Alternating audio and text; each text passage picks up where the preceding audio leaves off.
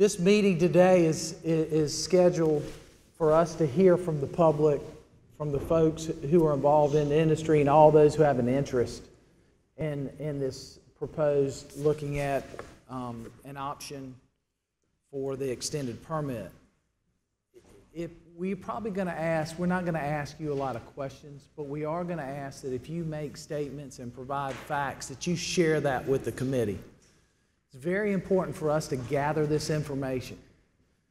The plan for us to move forward is to gather all this, have folks speak today, gather information. We're probably going to have staff gather additional information, work with our attorneys in the police department and other aspects of the city, and then come back to deliberate and take all this information, which would be at the next public safety meeting, which we want to schedule in a short period of time. After that meeting, we would deliberate, and then I hope within 2 to 3 weeks after that, we would go to council with a recommendation on what to do. Council at that point would put it on the agenda, which would open another opportunity for folks to speak on the issue. The intent of this committee is to move through this process and gather all the information, make deliberations, everything in a short period of time. We're not looking to drag this on and on. I think everybody else would like to get into having this issue brought forth. We need to address issues. There are a lot of things that have stemmed out through emails and conversations we have that have nothing to do with what we're talking about today, but are problems that we need to address otherwise as well. So we're going to try to take all of those into consideration.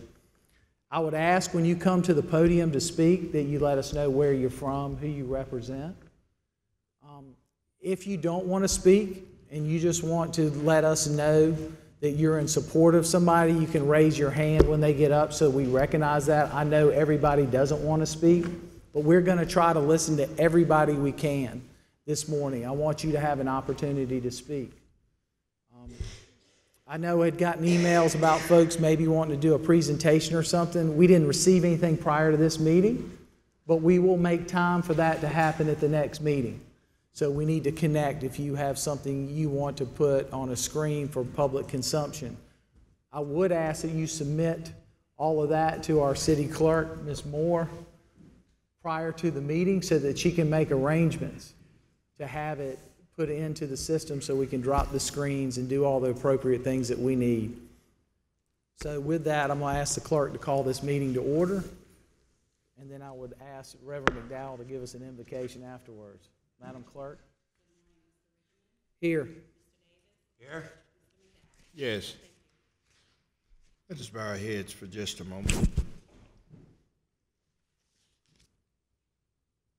For this day and for all that you've done for us, for our city, and yet for this gathering here this morning. We ask that thou would touch each one of us individually and collectively. Allow us to sense and feel your presence. Sensitize each of us so that we might hear and receive the concerns of this community and this city. We ask it in your name. Amen. Amen. So to start discussion, we'll go ahead and start down the list. If you haven't had a chance to sign up, if you'd like to speak, there is a sign-up sheet that will keep coming up forward. The first person who signed up, Philip Blair.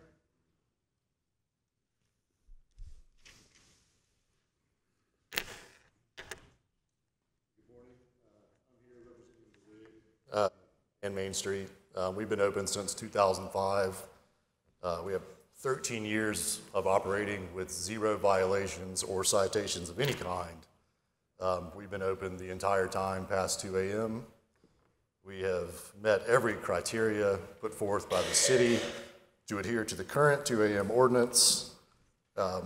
We have a good track record because we adhere to basic rules and responsible business practices. the current proposal being made does not address any of the issues that are being caused right now. It's irresponsible business practices, not time of day, that is causing these problems. There's a number of ways to address those that does not affect the entire city. I was able to speak with Howard briefly before this meeting. He seemed to be looking for a way to kind of separate the apples and oranges, the people following the rules, the people breaking the rules. There seems to be, with the current ordinance, plenty of room to pull the 2 a.m. exemption as is for violations. It could also easily be rewritten, making it a little more harder to obtain, maybe even checked upon more than a yearly basis. Later you'll hear my business partner speak. Hopefully he can address some of the questions that the people that are for the 2 a.m. Ban. And that's about it.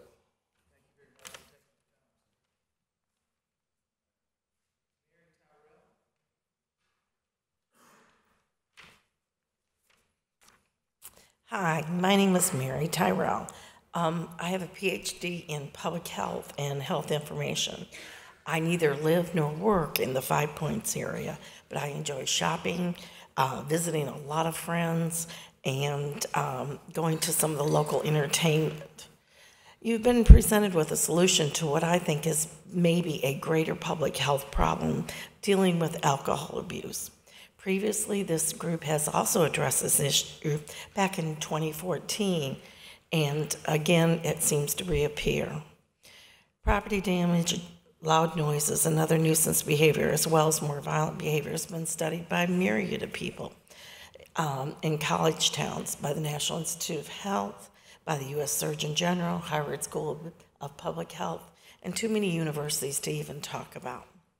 Reviewing this literature has shown that communities that have done this have had little and a limited effect on the behavior that you're trying to change. I would propose that you look at 3 possible areas. I know you're looking for an expeditious review, but maybe a little time to look at all of these to see how maybe we can get people involved to change additional behavior to solve the problem. What does the problem of underage drinking contribute to this behavior? Responsibility for underage drinking belongs to 2 parties, not only the bar that serves them, but also the students that drink. This brings in the university. And what does the university bring to the table as far as programs for its students and education? They've done a wonderful job in sexual assaults.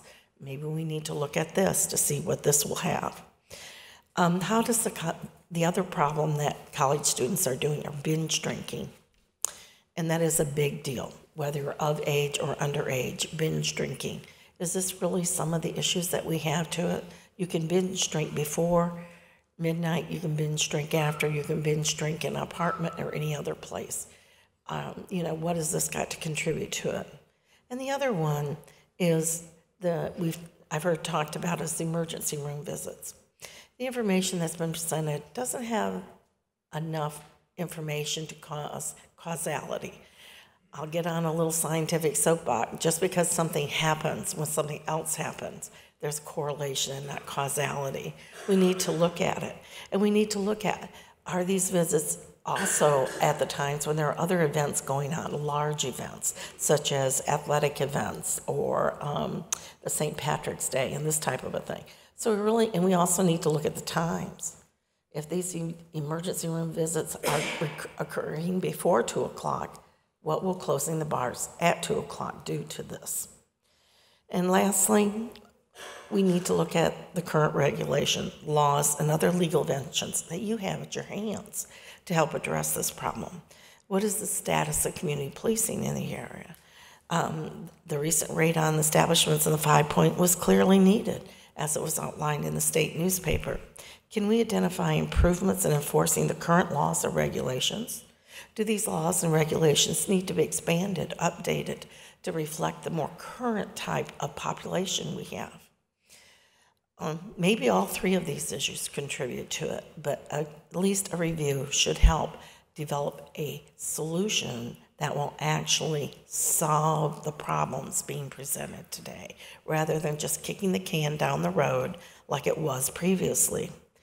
I would suggest maybe getting together some individuals from the affected parties, communities, universities, restaurant, bars, shop owners, and students most of all. One of the things that's going on now is as I say, an old curmudgeon. I'm one of the people in the baby boomer generation. I do know that the millennial generation now has a much different social value and things that have impacted me and threats that would have impacted me. Don't do that to the millennial generation. So that's one of the issues why we do need to bring the students to the table. Resources might need to be expended to gather the information necessary to look at what type of healthcare information, police information, information from the groups that are already issuing citations and this type of thing. So that you can, like I said, get the group to come together to look at it and give you some suggestions to deal with this rather than trying to do one suggestion. Thank you.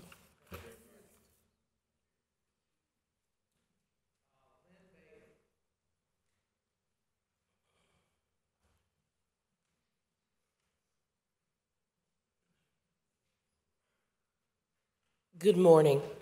I am Lynn Bailey, and I'm a longtime resident of the city of Columbia. I currently now live in Rosewood, but for 10 years I lived on Lawrence Street around the university, so I am aware of the issues faced by university neighborhoods on this. I'm also a professional healthcare economist with an office on Devine Street, so I'm here to ask the Public Safety Committee to move slowly and carefully in considering any changes at the 2 a.m. bar closing ordinance. Don't punish businesses who are behaving, because some are not. As a professional economist educated at USC, I did this in the mid-70s. There were just south of 23,000 full-time headcount students in the mid-70s. Today, we're a little bit south of about 33,000. That's a 139% increase in a 40-year period. That is the driver of what is going on, both good and bad, in 5 Points. Yeah, so we get benefits from the growth of the university enrollment, but it also comes with a cost. Now, unless the City Council and Mayor Benjamin are planning to persuade President Pastides and the Board of USC to limit total USC campus enrollment and expansion, then we will continue to have to struggle to find reasonable accommodations for all parties, because simply closing restaurants and bars at 2 a.m. is not going to resolve the behavior problems. It will just send it to a different location inside the city limits of Columbia. Thank you.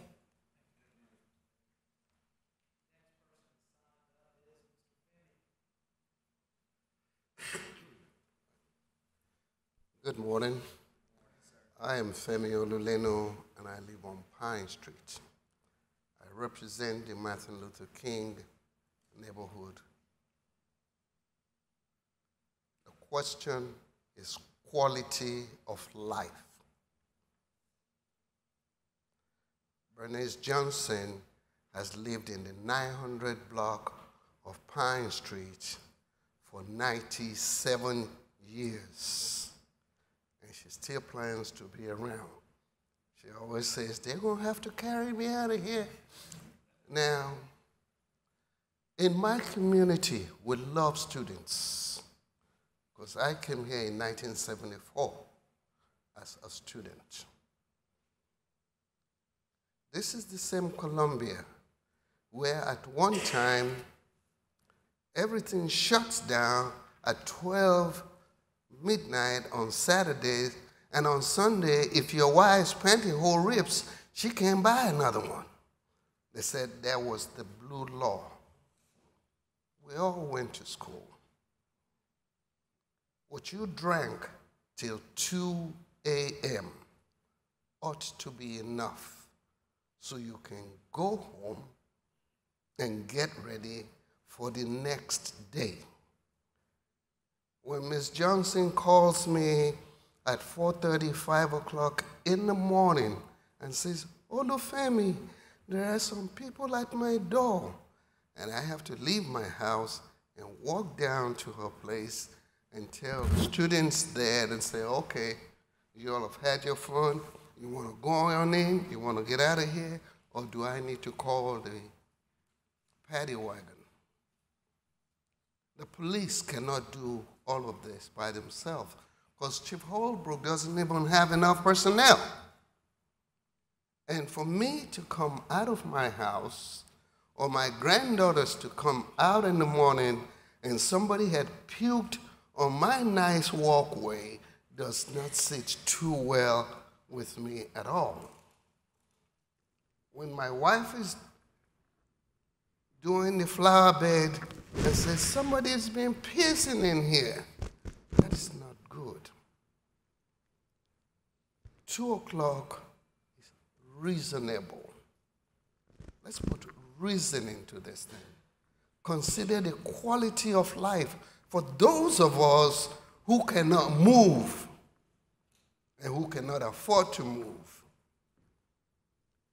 More drunks does not solve the problem. Now, less than 1% of the students do all of these things. Let's not accommodate less than 1% at the expense of the whole community. My godson tenders bars in 5 Points. If he can leave after 2 o'clock, he can go home to Max and spend some time. 2 o'clock is reasonable. It's reasonable in Greenville. It's reasonable in other cities. We don't want to be the drunk capital of South Carolina. We say Columbia, a capital place to live. Don't run the rest of us out just to tolerate somebody who wants to make an extra dollar. Think of us and think about the quality of life in my neighborhood. Thank you. Thank you. Mr. Keith Johnson.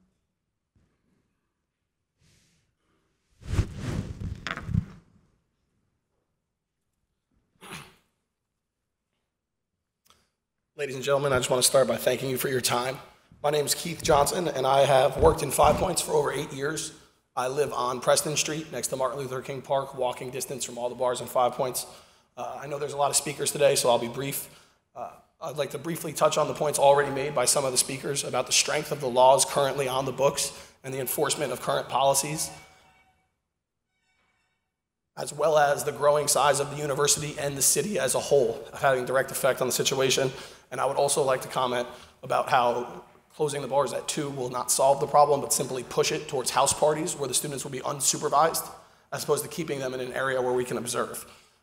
Furthermore, I'd like to point out that the majority of these businesses in question are locally owned small businesses that employ a large number of young people. In today's day and age, it's a little bit different than it used to be, with young college graduates finding good jobs. And these businesses employ dozens of young people who have graduated from the university and have been unable to find other jobs. By closing these bars at 2 a.m., you'll see a direct impact on the number of people we can employ, as well as the taxable revenue for the city. So I'd like to just thank you for your time, and hope you have a great day. Thank you. Speaking today, Mr. Will Green.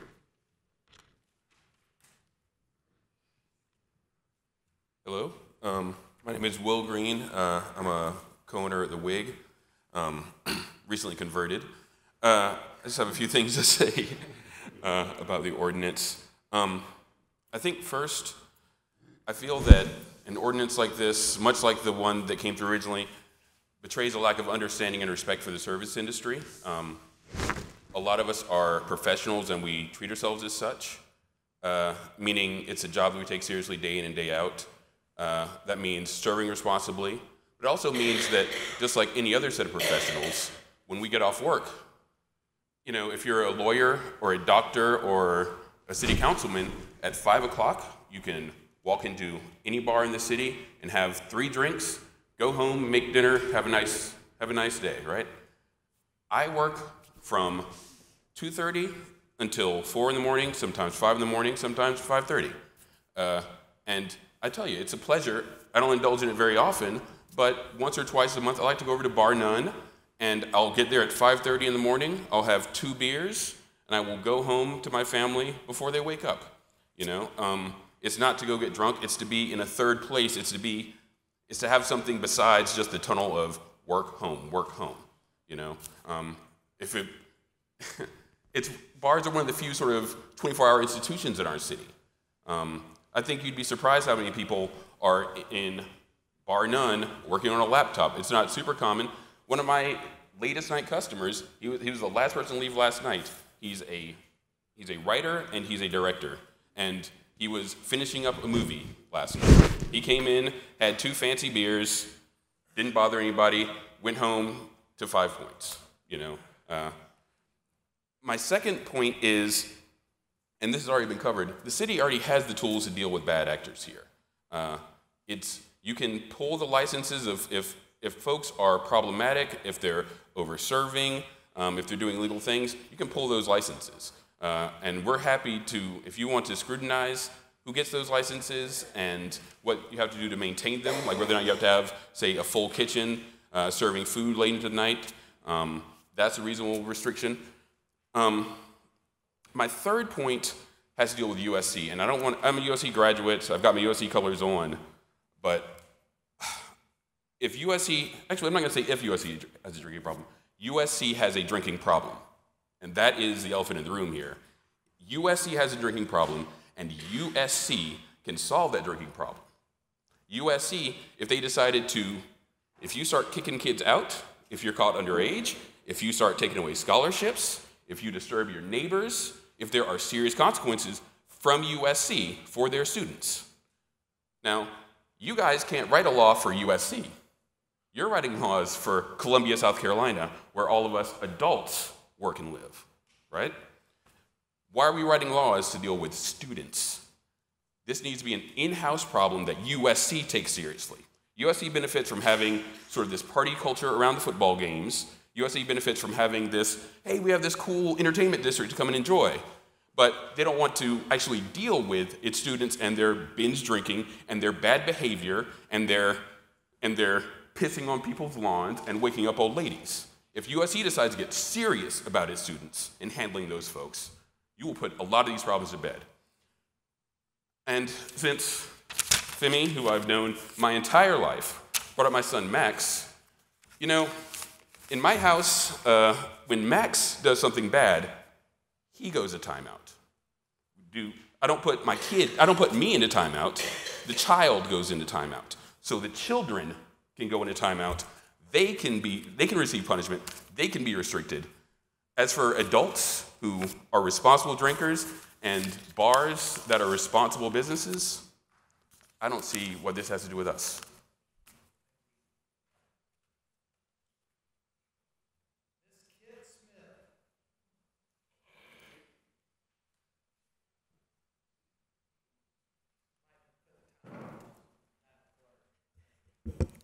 I'm not going to be that long, Mr. Chairman. First of all, thank you for being here. And in communication with the chairman, we have agreed to making a formal presentation of about 30 or 40 minutes at your next committee meeting with your consent. That'll save you time and save us parading a whole lot of people up here if that's still agreeable to you. Great. We really appreciate that consideration. I think it'll make a more efficient use of times for everyone. I am president of the Coalition of 5 Points Neighborhoods. Those neighborhoods include Shandon, Hollywood Rose Hill, Wells Garden, Wheeler Hill, University Hill, Historic Waverly, MLK, and Lyons. All of those neighborhoods have taken a position in favor of the repeal, except for Shandon, who have sent it to a committee and it's under advisement at that neighborhood. So we've got all the neighborhoods around 5 Points that think this would be a large step in favor of trying to improve our quality of life. And I wanted just to tell you what we plan to present to give you an idea. We have reached out to the 5 Points Merchants Association, and we're working with them. We've reached out to the University of South Carolina, who are here today, who have taken a position in favor of this. We are approaching other colleges and universities in the area. They're here today. I think they're going to offer testimony today, but we'll also have that data for you. Okay, well, they're here today, and they have issued a statement, and we'll make sure that you have that. It's going to take us some time to compile all of this. There is a lot of social science data that we will present, but the bottom line is that all of the research, all of the academic research indicates that the density of bars and the hours of operation have a direct positive correlation, meaning a negative impact on behavior and alcohol consumption. We will present that information to you at the next meeting. We have benchmarked against other cities. We've looked at how other cities have approached this problem and studied it. We cannot find a single SEC town or another college town that's comparable to Columbia that allows bars to stay open all night long. Not a single one. We've looked at cities that have tried this, and most of them have experienced great problems and have gone to repeal. We've looked at cities that have studied it, and they've declined to enact it because of the negative impacts that they see on the quality of life. That information will be presented at the next meeting. You'll hear a lot of just experiential data, which you're hearing from the other side. Opinions, experiences that our community has had that may add up and have some impact on you to know what we are going through with what the repercussions and ramifications of having this nuisance of 5 Points in our area as it's constituted today. We'll present GIS studies of mapping that will show you the density of the bars in 5 Points, and that of the 21 permits for all-night bars that have been issued in the city, 18 of them as of November were located in the 5 Points area. I might just also back up and mention that we've reached out to other neighborhoods, the Vista neighborhood, the Main Street neighborhood, Cottontown, and some of the North Main neighborhoods that see this as a citywide issue that could impact them in the future as these all-night permits proliferate. We'll present property studies to show you the impact on property values in the surrounding areas, residential property values, and then we'll do an analysis of the ordinance. In fact, I would make sure you read it. I know that you probably already have, but think about how hard it is to enforce the requirement that every waitress, every bartender, every floor manager at every bar is supposed to be certified by one of 4 institutions in how to manage drunk people and refuse service.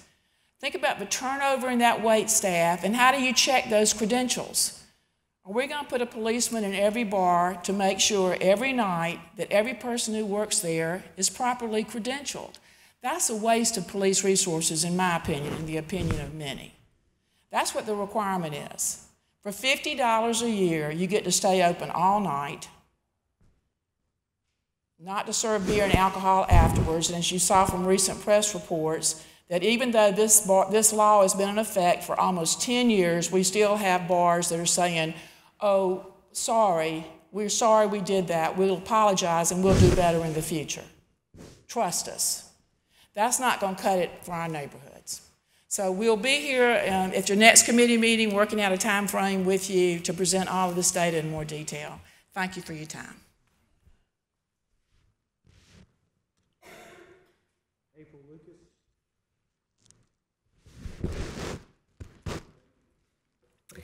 Thank you for hearing us. I had written out some notes and rather academic presentation, but I think it might be better if I just tell you what it's like to live near 5 Points. I've been in the University Hill neighborhood for 31 years and have lived there very happily, but life has changed since this extended permit system came into place. I view it as an experiment that City Council undertook in 2011, and it's a failed experiment because what it does is it puts young, vulnerable, drunk, highly intoxicated people marauding through our neighborhoods. So we have to live with obscenities, both verbal and graffiti. We have to live with vandalism. And I can personally attest to neighbors who have had their doors, their front doors, bashed down right out of the door frame. I've been awakened 3 o'clock in the morning with somebody so drunk they didn't know where they were, they didn't know who they were talking to. And that's not an isolated incident. I mean, you find people on your porch, you find people in the bushes beside your house, you find litter, beer bottles. You know, it's against the law to have an open container on a public property, and yet we see evidence of that almost, you know, over and over and over again. The vandalism, we had my neighbor across the street, somebody picked up an urn, a cement urn, and took it on the back of their car and crashed it through the roof of the car.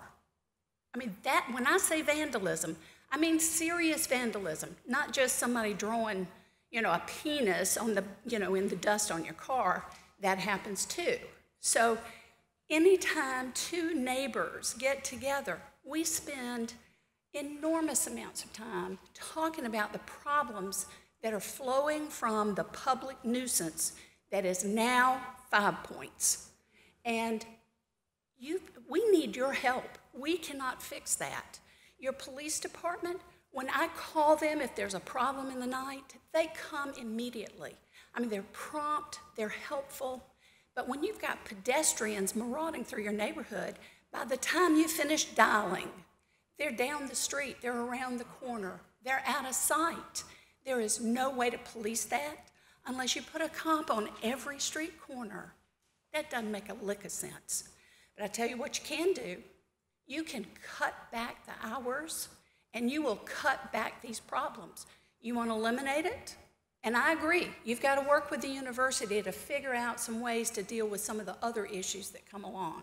So cut back those hours, and you cut back the problem. And I would also say, I heard a couple people say, well, you know, you're just going to push. If you close the bars, they'll just go to some home in the neighborhood where it's difficult to regulate. And I would argue that that is not the case. I've lived next door to rental property since I moved into my home, so for 31 years. And I will say this, thank you very much, City Council. You passed a Landlord Responsibility Act a little over a year ago. As a result, if there's a wild animal house party anywhere in these houses, the police can be called, they can shut down the party, and they can cite that location as a problem location. And if they get enough citations, then it's shut down. So you do have the means, and I'm going to say this, having lived next door to this rental property, the last year and a half has been an absolute pleasure because they don't have parties anymore. And so, you know, there are a lot of approaches that have to be considered to solve these problems, but there's a very easy fix that will put us a giant step in the right direction, and that is cutting back these hours. Thank you very much.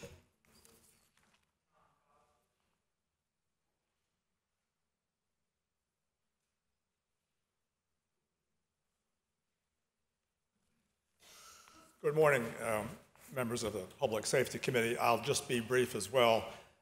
As I have mentioned before, I'm president of the University Hill Neighborhood Association, and the types of stories that April Lucas has related are the types of conversations that I hear all the time from people, especially in our neighborhood, who live near Lawrence Street, which is near Green Street, and College Street also, which comes down from Capstone.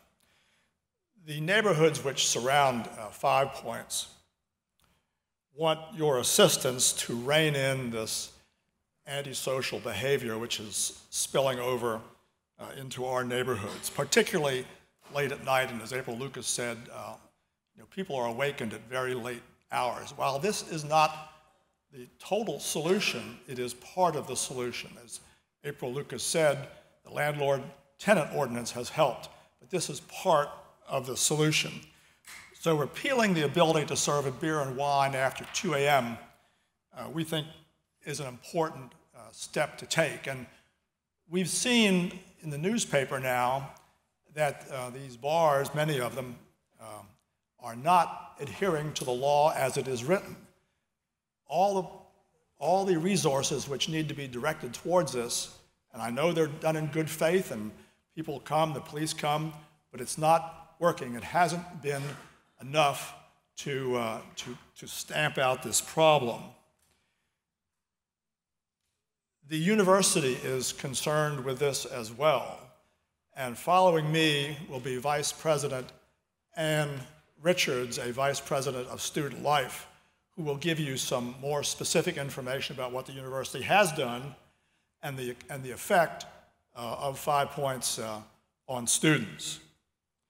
Too often, the result of late night serving is student misbehavior, student intoxication, spilling over again into the residential neighborhoods.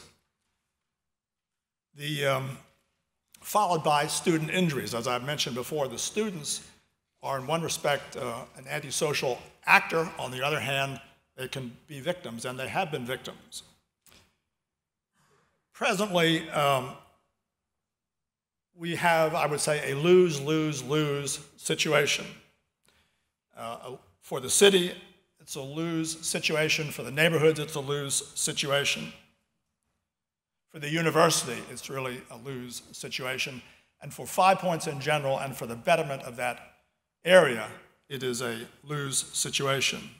And I think the question comes down to this in the end. And this is my final point. Is it fair to all these residential neighborhoods, which have a large number of single-family residences as well as rentals, is it fair to them to permit these 18 bars, say at 5 Points, to stay open for a few hours longer, and as a consequence, disrupt all of these citizens, all of these residents? We don't think it's fair, so we ask for its repeal. Thank you.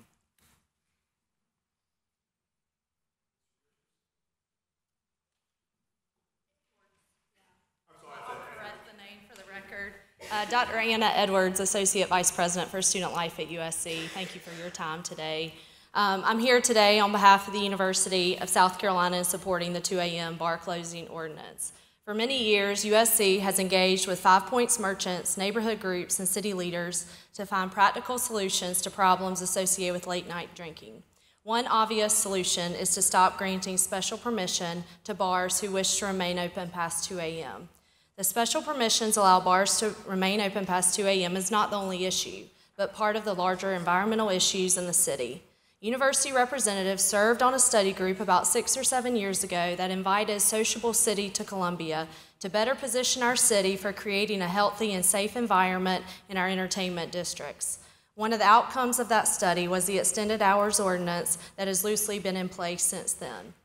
We worked with city and community leaders, restaurant and bar owners, and local residents in establishing a list of expectations for those establishments requesting extended hours. Those items included and have been discussed today: better training for staff, more responsible business practices, food service, etc. The key part of the ordinance was that the city was to establish a system to hold those establishments accountable in ensuring that exemptions were extended and executed. The process has not worked as outlined, so we believe that it is time to revisit the ordinance. We have a problem in our city that involves all of us: city leaders, community leaders, university leaders, and neighborhoods, local business owners. It's going to take all of us to work together and impact the problem. The environment that we've all created in 5 Points is one where students 18 and up can walk into most bars and drink until the wee hours of the morning. It's an environment that targets college students, primarily freshmen, who are inexperienced drinkers and thrown into the 5 Point scene. Based on data that we collect from our first-year students through a program called Alcohol EDU, from all new students 23 age and younger, we know that bars and nightclubs are the most common location for first-year students to consume alcohol. Based on 2016-17 data, 39% of USC first-year students reported drinking in a bar or nightclub. For comparison, the SEC average is 19%, the national average is 11% of drinking in bars and nightclubs. USC students are 3 times more likely to drink in a bar or nightclub than their national partner.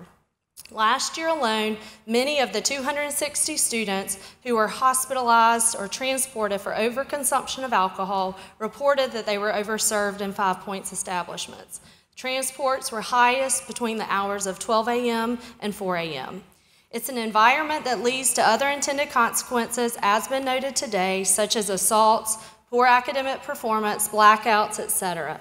The university continues to educate students, but we need to work together to create a healthier and safer environment for all of those who choose to enjoy our entertainment districts. We don't operate in a vacuum. We must work together.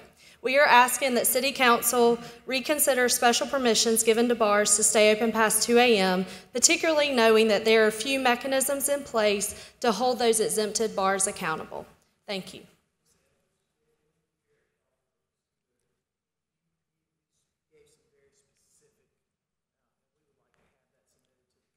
Great, I'll be glad to do so.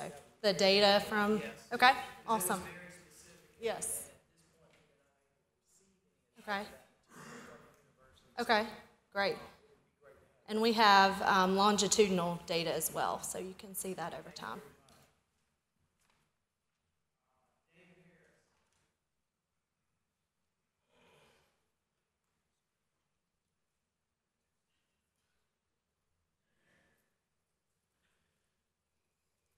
Good morning. My name is Dave Harris. I have been in the hospitality business in this city for 30 years. I've been in my current location at 2700 block of Divine Street for the past 19 years. Folks, this is a tough business that we're in, okay? And I don't just mean the long hours and the labor that's involved. It's a lot of very serious and potentially dangerous obstacles that are put in front of us every day. It's not just an all-night party like some people might think. This is our livelihoods, and this is how we support our families. I take my job very seriously. There isn't a day that goes by that my staff and I don't feel the pressure and responsibility of the liquor license hanging on the wall, and as well as the 2 a.m. permit issued by the city. This is very real to us, and we try our best to respect that. And we do it all under a microscope a lot of the time. It's fair to say that a mistake can be made from time to time, but that doesn't necessarily make someone a bad business person. It only makes them human. There's a lot of pressure. I'd like to address the reason we're here today, and that is the complaints from the residents who live around the USC campus and right beside 5 Points. There's apparently an epidemic of college-type activity going on around there. That's strange. We're hearing stories about vandalism and urine in people's yards and turned over trash cans with no real evidence of these infractions or what time of night that they happened. This is the reason we're here today, the time of night. That's what's on trial here today. Nothing else. I don't doubt that there's an occasional disturbance in these areas, but I do feel it's completely unfair to specifically blame all of it on the closing times of these bars. Again, there's absolutely no proof to back these stories up. Does anyone here really think that by closing these bars a couple hours earlier is going to make all these problems disappear? I certainly don't. And isn't it possible that some of these could be due to the proximity of these neighborhoods to a major university with over 30,000 students enrolled? These young people are always going to be out partying and blowing off steam and doing all the things that college kids do. A lot of these claims are said to have occurred on Saturday during St. Patrick's Day or after football games. These are days where the bars already close at 2, so they are completely irrelevant to this discussion. We faced this same situation about 7 years ago and reached a very fair compromise, requiring bars to purchase a 2 a.m. permit. Before that, anybody could stay open all night long. It didn't just start with this permit. I don't think everybody's aware of that. Every bar stayed open all night if they wanted to. There was no rules. I think we all agree this was a good way to single out the bars that were serving irresponsibly, and the rest could continue to operate the way bars have been doing in this city for the last 40 years or more. Believe it or not, there's a huge demand for this late night life in this city, from adults who are shift workers at hospitals, service industry staff, second shift warehouse workers, and visitors to this city who think this is a really cool thing that this city can stay open so late. It's not just a bunch of college kids and monsters out at these hours. I'm certainly not here today to try to convince everyone in this room that the bar business is so great that they should all run out and try it. But it is the career that some of us have chosen, and we're invested in it. I'm only trying to humanize us a little bit. It was proven just last week that our current permit can work. If it's enforced regularly, it can be very effective. And it won't be long before the so-called problem bars will weed themselves out. Maybe we just need to tweak it a little bit and add some more clauses to it, but I'll get to that in just a second. First, I'd like to know if any of these homeowners have ever gone down to talk to some of these business owners in 5 Points about these complaints. You might be surprised at how nice and agreeable some of these folks might be if they're approached in that way. I have a residential neighbor who lives right behind me, and he knocked on my door a couple months ago and said, "Hey, there's some debris building up behind your fence and it's pushing my fence over." I said, "Okay, let's go take a look at it." Turns out my business neighbor was throwing pallets over my fence and pushing his fence over. So I rolled up my sleeves and fixed it, and now we're friends. So why can't the neighbors around 5 Points go down and do the same thing? Go talk to the business owners. I believe that that type of friendly communication and a little more police presence in those neighborhoods at certain times of the night should help reduce these problems without closing down businesses and ruining people's livelihoods. That should be a last resort option. These are a few possible backlashes that could come out of this law being passed. Dangerous binge drinking because everybody's night just got a lot shorter. The parties will move up into the neighborhoods and last all night long until the police come, possibly, and that's going to cause a lot more aggravation. I'm not sure if there's enough cabs and Uber drivers to get a couple of thousand people home at the same time after a big Thursday or Friday night, so they might be forced to drive or walk home and run those risks. There's also the issue of the hospitality tax revenue that the city will lose due to the closing of some of these businesses. Now back to those possible additions to the permit. Might make it a little more effective. We could increase the cost of the permit from $50 to $1,000 a year. This would make the business owners take it a little more seriously. We could have a punishment for the first strike instead of waiting until the third. One strike, you lose your permit for a month or pay a hefty fine. Second strike, you lose it for 60 days and pay a bigger fine or pay a bigger fine. And the third strike, you lose it for good. Requiring the permit holders to serve food all night long, to give customers that option, we do that. That helps a little bit. And follow up on the $1 million liability insurance requirements would also help. I hope that you will consider all these points and remember that a lot of people's jobs are at stake when you make your decision. Thank you. Thank you.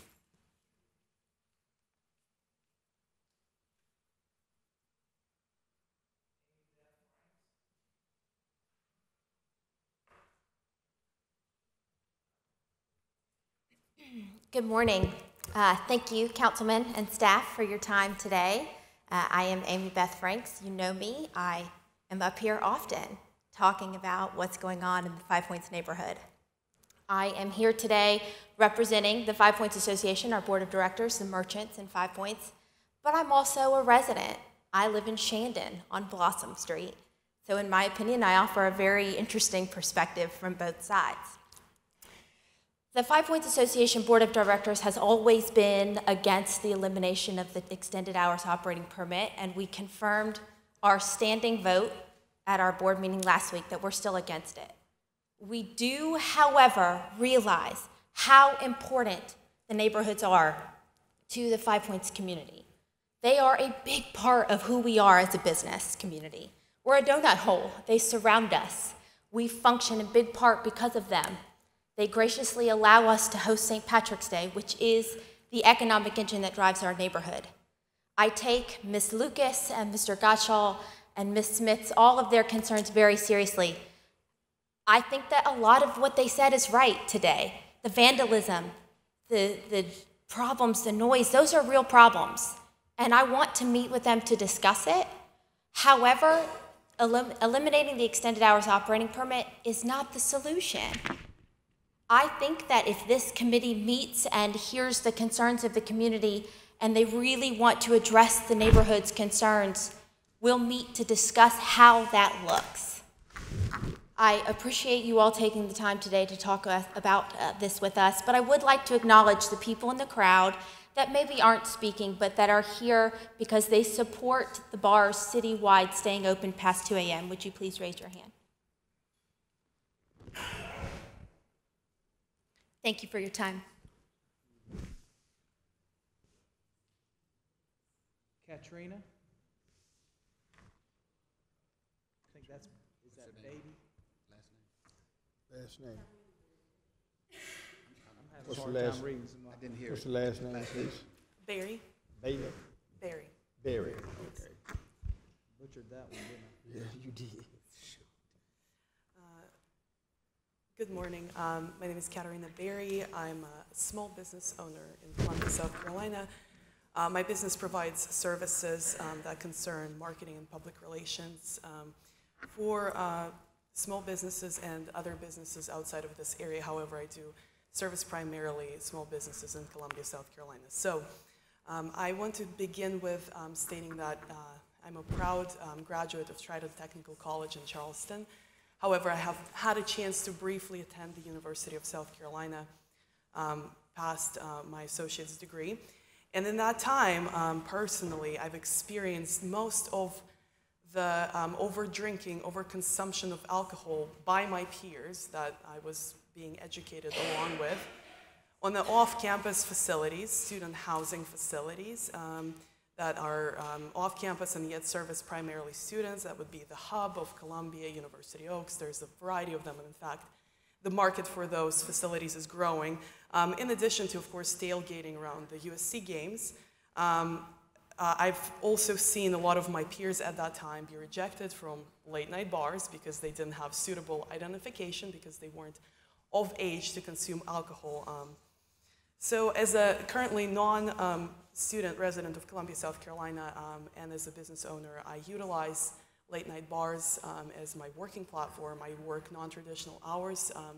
I write a lot of proposals, a lot of contracts. I have a lot of conference calls with my partners overseas that operate on different time frames, time zones, and the only places that I have available at my disposal to work outside of home, which some people you might know cannot focus at home.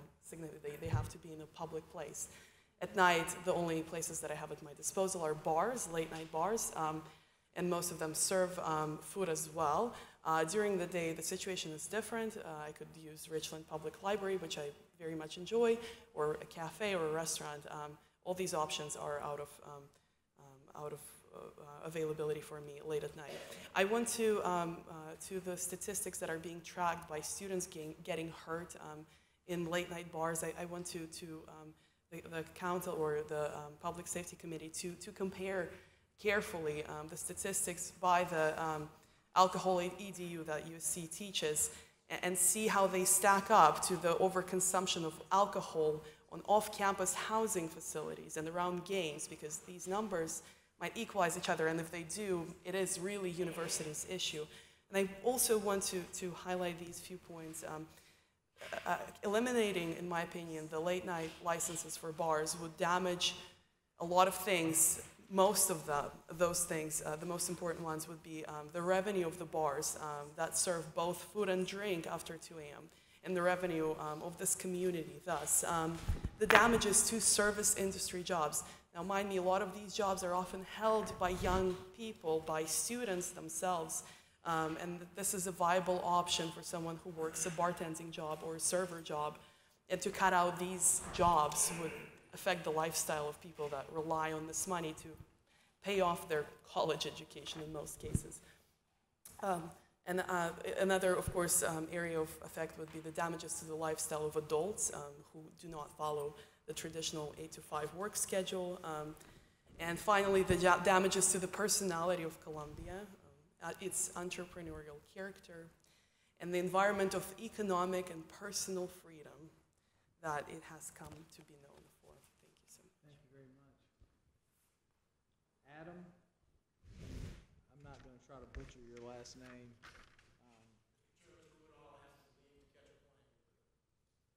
Okay. Can Stephen is the next one? Okay. So Mike, come on forward. What's the last name? Mike Montgomery. Mike Ford.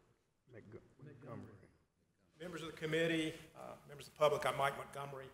I've been practicing law here in Columbia for 32 years. It's my pleasure today to represent Stephen and Adam. Stephen Bland and Adam Ball, who are the owners. I'm sorry. It's my privilege to represent Stephen Bland and Adam Ranallah, who are the owners of 2 establishments in 5 Points, specifically the 5 Points Roost and the Rooftop Bar and Lounge. They're here today, and I'm speaking on their behalf to talk about this ordinance a little bit and to talk about really solving problems. And I think that, you know, the first thing that they want to have conveyed to the committee is that they believe that it takes a partnership of all parties involved, including the business owners, including the community, including the city, and including the university, to reach an accord that resolves this problem. But they're here today supporting the community's efforts to do that, and believe that if the ordinance is determined to be the best means to do that, that they're in favor of it, and they're also in favor of that change. Obviously, there are a number of communities where they have earlier service deadlines, closing of bars, including Charleston, including other places within the state. And we think looking at that data and looking at the results of that is a positive thing to do to make a determination as to the appropriate thing for the city of Columbia to do. From my personal experience, I wish that the issues that some of these neighbors raised were confined to 5 Points and were confined to late night. Unfortunately, I can tell the committee that my office 2 blocks over experiences some of the same issues that they complain of during the day, as far as bad things happening, vandalism, loitering, and drunken people. So it's something, unfortunately, that we have a problem with in the city that's not confined solely to 5 Points late at night. But we do believe that everyone needs to work together to solve these problems, because everyone in the community has a right to feel safe, to feel protected, and to be secure in their homes from interruption and vandalism. Likewise, we feel like everyone in business has the right to operate their business, and their business needs to be operated in a manner that reflects the values of the community. And so my clients are interested in solving this problem. They're interested in working together. They commend the committee on taking the initiative to try to investigate the facts, because we believe that all parts of the community need to work together to make everyone's plight better. We appreciate the leadership that's taking place, and we support the efforts of the committee and the community. Thank you.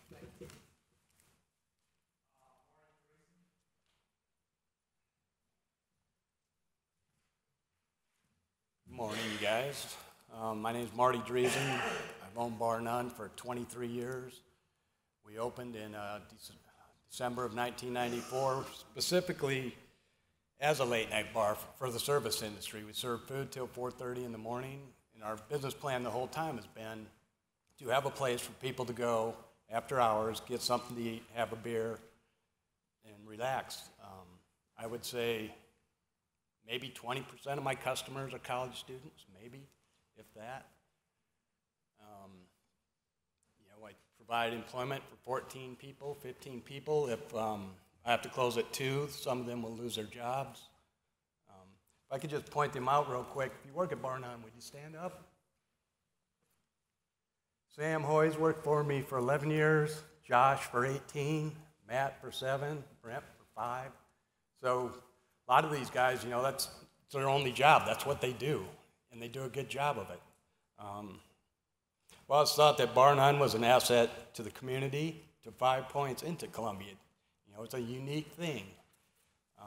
The amount of taxes these bars bring into. I think last year Bar None collected roughly $90,000 in sales tax, hospitality tax.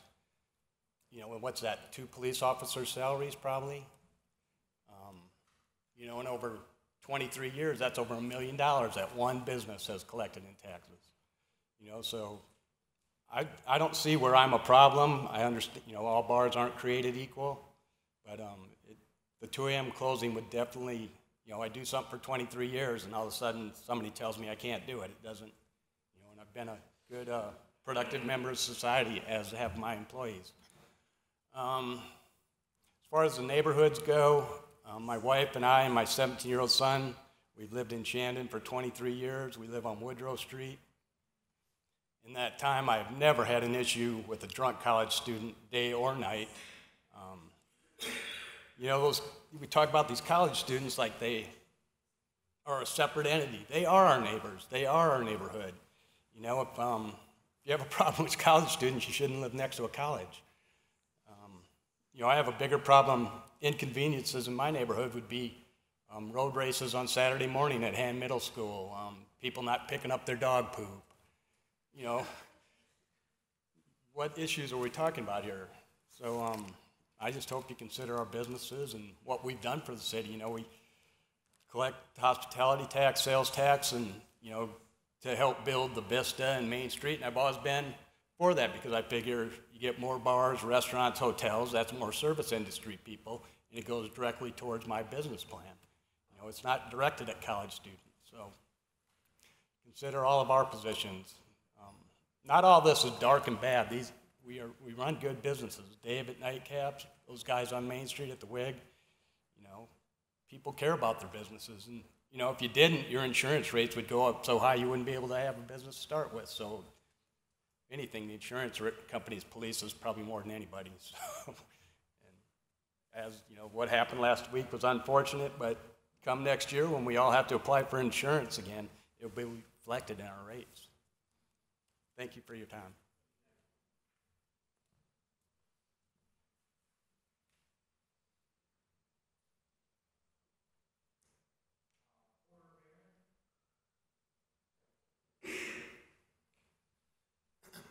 Good morning. My name is Porter Barron. I'm a co-owner of the Warmouth over in the Cottontown neighborhood. We do not stay open past 2, so I'm here as a concerned citizen, only now adding my voice to this debate because honestly I didn't think this proposal would get this far, that the city might consider punishing responsible businessmen citywide, business people citywide for what is essentially a 5 Points problem.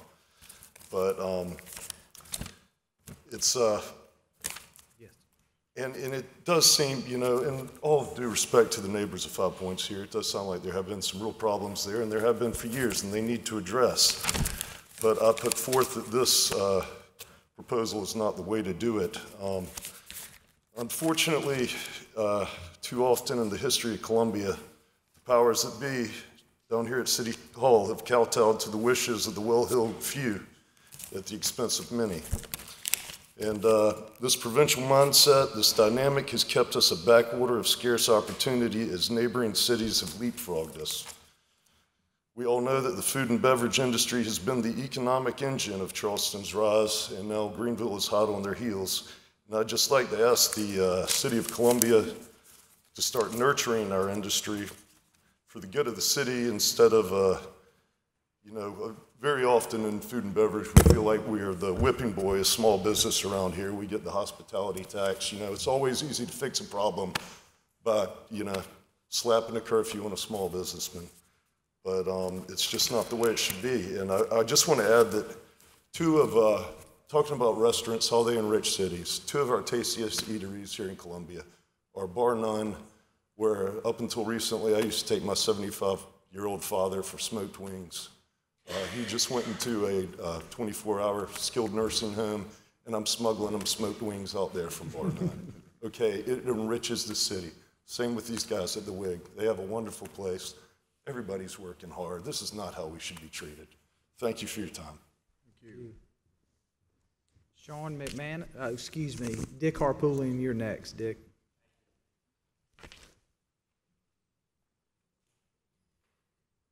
Councilman, I've lived in the Wales Gardens neighborhood for 40 years. I've seen students come, I've seen students go. 40 years ago, the student body at Carolina was a little over 10,000. Now it's approaching 40,000. And the problem, and my good friend Porter Barron over here runs a great establishment. Now, I'm not up at 2 o'clock in the morning to partake in drinking. But the problem is this. This ordinance is applicable citywide. And the enforcement of that ordinance in 5 Points has been woefully deficient. It's been non-existent. I'm the one that called SWED and asked them to inspect these places after I had somebody go in and see 4 bars that were pouring liquor after 2 a.m. I went to SWED and I said to them, they are violating the law uniformly. 11 of the 19 bars were violating your ordinance and state statute. I'm currently litigating and will litigate in front of the ALJ opposition to 2 licenses down there, and my intent is to file opposition in August to the renewal of 9 more. I'm having to do the work you should be doing. I'm not after Porter Barron. I'm not after all these. Maybe if you just enforce the ordinance so that those bars don't serve underage kids. I represented the family of a young man who was hit at 3 o'clock in the morning crossing Green Street. The car didn't stop for 200 yards. They had to get his body out of the wheel well. The driver was 20.24 blood alcohol, and the bar at which he had gotten drunk is one of those bars that was just ticketed for serving after 2 a.m. They learned their lesson. I don't think so. So I'm telling you, this ordinance you have is useless because it's not enforced. The question is, do you want to commit city police officers to go in those bars every night, plain clothes, to see what they're doing? You want to commit police officers to that area, and you can't do it with 1 or 2, to ensure that kids are not running amok? Or do you want to repeal the ordinance so that they stop serving at 2 o'clock? Now, I wish you could repeal the ordinance or modify the ordinance so it only applied to 5 Points. That'd be great. That's all I'm concerned about. I mean, Porter can have party all he wants to over at his places, or nightcaps. I mean, Porter, I'm saying that facetiously. I mean, it's 5 Points. Now, I'll point one other thing. About 4 months ago, I drove through 5 Points coming back from the Charlotte airport at about 12:30. There were hundreds of kids standing in the street and out on the sidewalks with a drink in their hands. It's against the law. It's illegal. It's like Bourbon Street on steroids, except most 80% of these kids aren't supposed to be drinking, period. And the bars are not enforcing the 21-year-old. And I've talked to a bar owner who said, we can't do it. They got such great IDs. There's a $600 light you can get. TSA uses it. It'll show you whether that ID, the hologram on the ID is good or not. $600. Most of these folks' business plan is based on the illegal sale of liquor after 2 a.m. You leave them open, then you better get ready to send police officers in there every night to make sure they're not pouring. The last thing I say is this. If you commit those kinds of police officers, I'm going to have to pay for it. These folks are going to have to pay for it with tax dollars that ought to be spent somewhere else. There are many communities that have real crime problems, not kids getting drunk and tearing stuff up, and occasionally they kill somebody. This is about using your resources in an effective way. I would ask you to either, and I don't know, I haven't done the research, but maybe you can repeal it or zone it or do it some way it's not applicable or eliminate. There are 30 alcohol outlets in the 1/3 square mile around 5 Points. Most of those are not restaurants. They're open bars. They have a bar. They got a couple places. They serve some frozen hot dogs. And they're just there to pour liquor down the gullets of people under 21. You are supporting that with this ordinance. I ask you not only to repeal this ordinance or make it applicable just to 5 Points, zone it, I don't know whether you can do that or not, but more importantly, to understand, Kit Smith and I just built houses in Wales Gardens. Yeah, it's still building. We can't get her to finish that thing. Well, she's living in it. She's living in a construction site. We had to do the same thing. But my point is that we made a commitment. I've had a 40-year commitment to live in that neighborhood. I was president of Shandor Neighborhood Council in 1979. I fought these battles 30, 40 years ago. I didn't think I'd have to do them again. But the city's let us down. The city's let us down. They're not enforcing the laws on the books. You can't enforce this law without massive commitment of resources. And these folks that may be put out of a job after 2 a.m. in the morning, I'm sorry. I don't know what to tell you. Maybe you can come up with a better way to do it. But unless you're going to commit the police to go in every one of these bars every night and make sure they're not violating the law, there's no reason to have that law. Thank you. Thank you. Thank you. Sean McManus.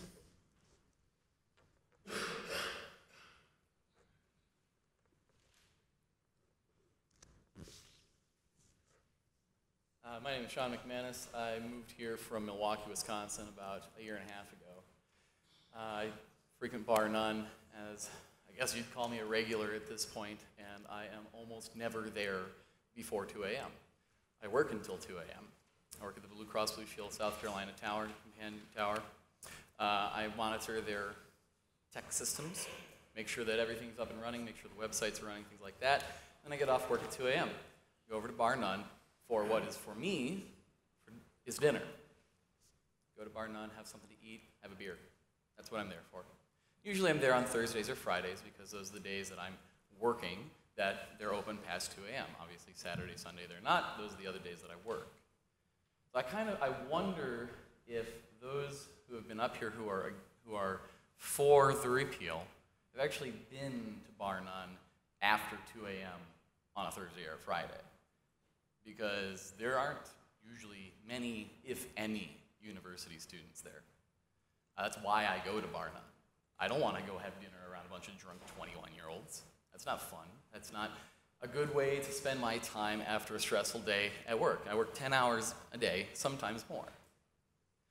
So this idea that there's university students who are staying at the bars Thursday, Friday nights until 6 a.m. and they're so drunk they don't even know where they are, and then they go wander off into the neighborhoods is patently false. That doesn't happen at Bar None. I can tell you that with complete certainty because I'm there. Now, the other thing that I want to share is that I'm from Milwaukee. Milwaukee is considered one of the drunkest cities in America. It's actually literally, statistically true. Almost a quarter of adults in Milwaukee report binge drinking regularly. You can look at it. I'm happy to send you the statistics if you're interested in them. Madison, Wisconsin is the fifth drunkest city in the nation. My wife lived there for a while. Both cities have large campuses comparable to USC. UW-Milwaukee has almost 30,000 students. UW-Madison has over 40,000 students. Both have sports programs that are comparable to USC. UW-Milwaukee's Panthers basketball team has been to the tournament several times. Everybody knows who the Badgers are. The reason I bring it up is because both of those cities have the same problems. And both of those cities, bars close at 2 every day. You will not see a difference. maybe the things that are happening in the neighborhoods will happen a little earlier. Maybe. Probably not. My experience is that those students usually aren't at the bars past 2 anyway. But what's going to happen if you repeal this is in 6 months or a year, maybe even 2 years from now, it may appease people who are upset about the goings-on around the university. It may appease them for a little while, but you're going to be here again. You guys are going to be here again 6 months or a year or 2 years from now with the same problems, the same complaints, the same people saying, why are people puking in my lawn? Why is this vandalism occurring? What is the city going to do about it? I know that because that's what happens in Milwaukee. That's what happens in Madison, a city that already does not have after-hours drinking. It's not going to make a difference. I empathize very, very much with the folks who are upset because I lived around that community. I've had my car vandalized. I've had puke in my yard. I've had to shoo away people peeing on my house. But, again, that was in a city where all of the bars close at 2 a.m. So, again, I empathize very, very much. I'm sorry that that's happening. It's not just a nuisance. It can be scary. You don't want to have your home violated. Home is a sacred place. You should feel safe there. You should not have people doing those things. And for that reason, I'm very interested in supporting the city and the community in any efforts that will actually help resolve those problems. And what I can tell you is that in Madison and Milwaukee, there's a culture of drinking. Bars sell shirts that say things like professional drinker. People in Milwaukee and Madison, particularly the student communities, take pride in the binge drinking statistics of those cities. And that is what you're starting to see here. And let me tell you, Columbia is not to the level that Madison or Milwaukee is in terms of the problems with drinking, particularly on the campuses. And that's a statistically true statement. You guys don't have as many deaths, your rate isn't as high, you don't have as many people drinking as often. And again, I'm happy to provide you with those statistics. You're only starting on this journey. And if what you think is that closing down bars after 2 a.m. is going to make a difference, you are wrong, and you are wasting your time. And I'm sorry to see that. I'm sorry to see you guys wasting your time, because time wasted is more time that this gets worse, and it's more time that you're not doing things that will actually change the culture of drinking, actually resolve the problems that people are facing. Thank you for your time. Thank you, sir.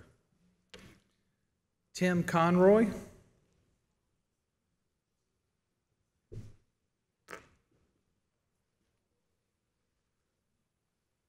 Try to make my points quickly.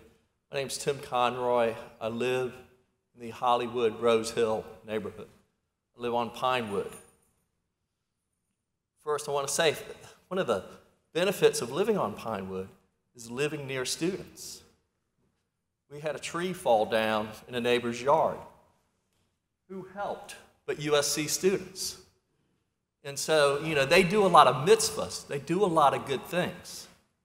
And so I'm kind of like with Marty's, what the owner of Bar None said, I don't want to demonize students, but I do want to bring out the fact when I came to Columbia in 1975, kind of like what Dick Harpootlian was saying, it was a different campus. Students could live on campus all 4 years.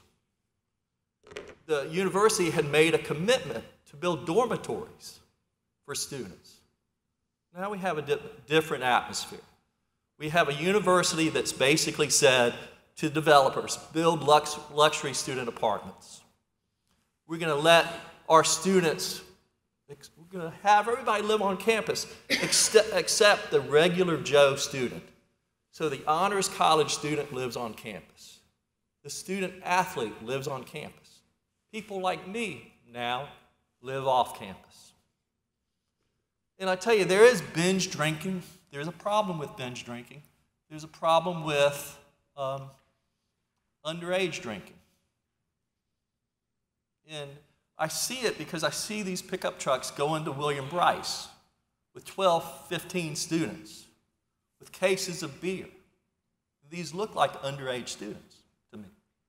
So, I mean, go back to some of the earlier statistics saying this is a bigger problem that I hope you can address, and we can all work together about the binge drinking and underage drinking in Columbia, especially with students, because we owe it to them. But we're a city, and we're made up of a lot of different people. We made up of a lot of people that think quality of life is defined in certain ways and different ways. And one of the ways I think quality of life is defined, because when I came to Carolina, I worked in the service industry. I worked in a restaurant bar called the Second Level in 5 Points. It's closed now. I think it became the Loft. Then I worked for great restaurant bar owners, the McRae's over at Yesterday's. Just wonderful people. And when I got off as a bartender, I wanted to decompress. My feet were tired. I was tired. I wanted to sit with a group of friends. And so I went to another establishment and would have 1 or 2 drinks. And that was my quality of life. My brother Pat Conroy, who's the author, when I heard that his turn for his pancreatic cancer was getting worse, I heard that in Bar None. And the friends in Bar None, the bartenders, the owner, they all came immediately and said, "What's wrong?" And so this is a personal issue to me because I worked in the industry. These are friends, and I know how hard they work to get it right. And I think they all sort of are here today to say they're going to get it right.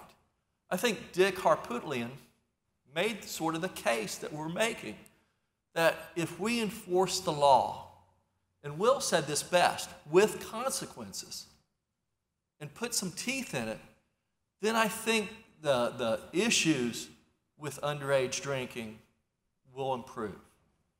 We all have to work together, and remember we're a city of people with diverse views and diverse wants, and how we define quality of life is different. So I just ask you, as you hear from Kit Smith and Dick Harpootlian and others, to remember the data, remember the 2 a.m., and look at it holistically. I don't care when Kit has a drink. I don't care when Dick has a drink. And they shouldn't care when Tim has a drink, if it's at 3 a.m., if I'm doing it responsibly. Thank you. Thank you. David West.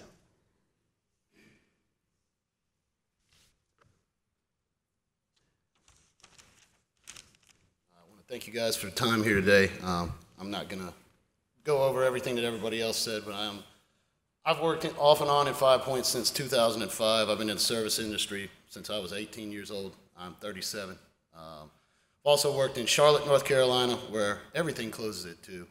The entire time I'm up there, people would ask me about Columbia and the fact that things do stay open past 2 and how much of a great and neat idea that is, and the fact that it gives revenue for the area. And I just also wanted to put a face. These are the people that, by doing this, I'm going to have to let go of people that need their jobs to get by on. I'm not much of a speaker, but I just wanted to say these things, and also a lot of what everyone has said today has been factually accurate and important. But to say that 5 Points is like Bourbon Street on steroids is ridiculous, irresponsible, and not even close to factually accurate. So if you're going to make a statement, I think you need to make something that actually is reasonable. Thank you. Thank you, sir. Thank you. Grant Sullivan.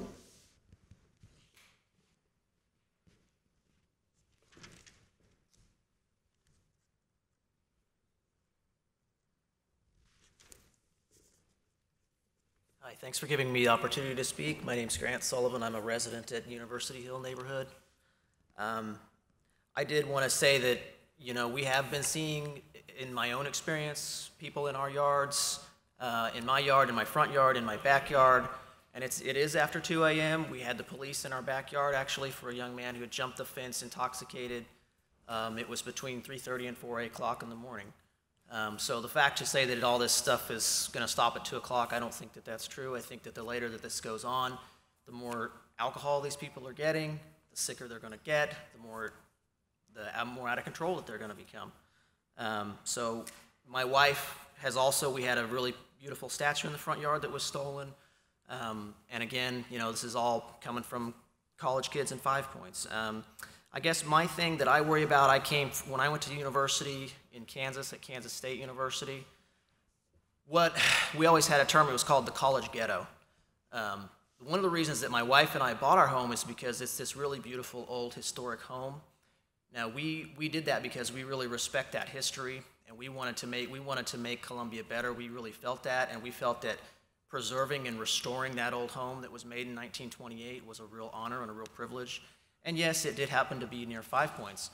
I liked 5 Points. That was actually one of the big reasons why we moved here, was that we could go down, you could go say, look, we can go down to 5 Points and we can walk at 5 Points. We can walk there. We don't have to drive.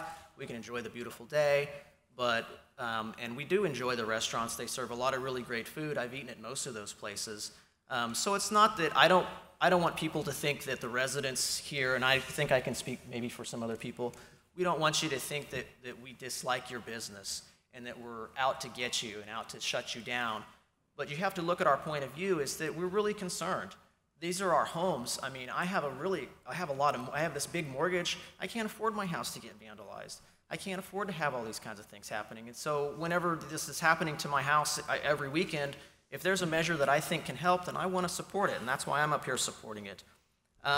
One of the things, and I agree with some of the other points too about putting some teeth into the folks that are drinking underage, not only from the kids that are drinking underage, but also those establishments that are serving this. I mean, I think that they made a good point. I mean, they said, look, there's a lot of these people that aren't being responsible about this. They are just pouring liquor down, you know. They're making money off of this, you know. But we have to realize that we're setting an example for these kids. And let's not forget, they are kids. I mean, these are adolescent brains. They're 18 to 23 years old. Yes, they can vote, they can join the military, but they are still very much children. I see it every day in the way that they act, the way that they talk. They don't know. You keep serving them alcohol, it's like candy to them. They don't understand. They're not 30, 35 years old when you realize how much the consequences are for that. So I wanted to make that point. And we have to say, you know, I love the university. I moved here 5 years ago. And I love that university. Whenever we'll walk on campus sometimes, it's beautiful. And those kids are great. But we have to realize that as a community, we're setting an example. And if the example is go out and drink as much as you want, as late as you want, whenever you want to, I think that's really irresponsible. Whenever you graduate college, guess what? You've got to get up and go to work in the morning. You've got to be responsible. And I don't think that happens when you're drinking at all hours of the morning. So we have to say what kind of behaviors are that we're condoning as a community. And so the one final point I wanted to make was that I am concerned about my property value. As people have brought up, there's more and more students here every year. More students means more bars, means 5 Points will grow. The majority of that is going to be bars and restaurants. As we all know, with e-commerce, the retail industry is going to continue to drop off. And so it's all going to be just more bars and restaurants in there. And so as that gets more intensified and they get that that big ratio of bars in there, it can really spill over, and you worry about your property value. So I just want you to keep that in mind when you guys make your decision. And I thank you for your time. Thank you. Denise Kim.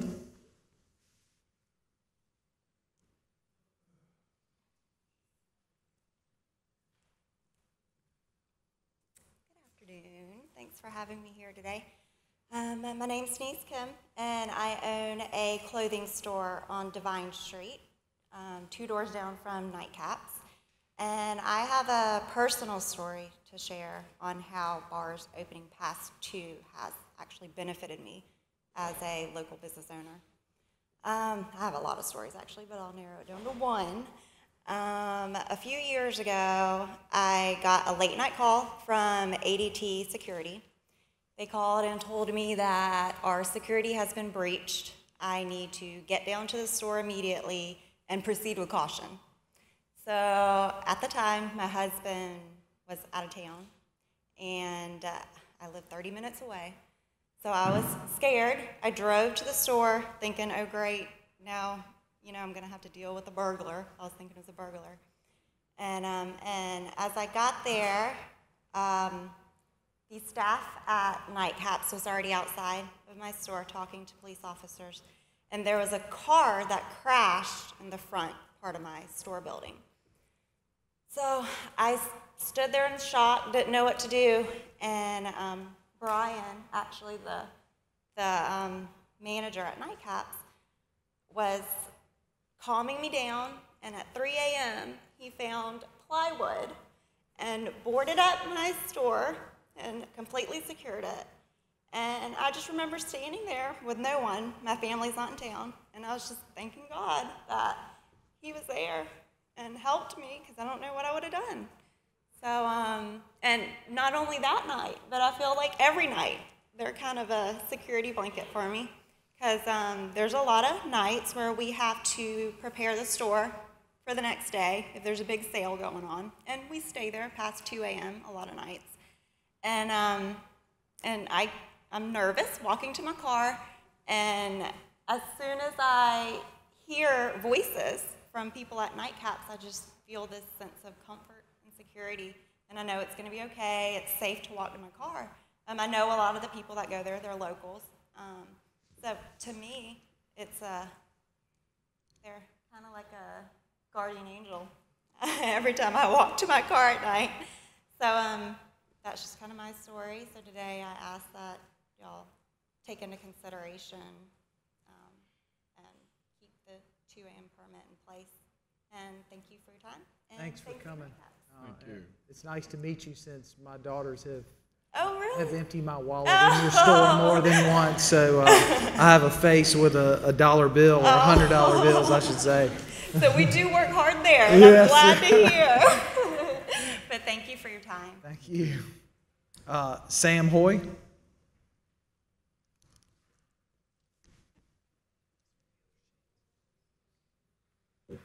Hello, I'm Sam Hoy. I work at Bar None. I've worked in 5 Points for 11 years, Bar None for 10. I work specifically late nights. The first thing I want to say is my late night customers are not students.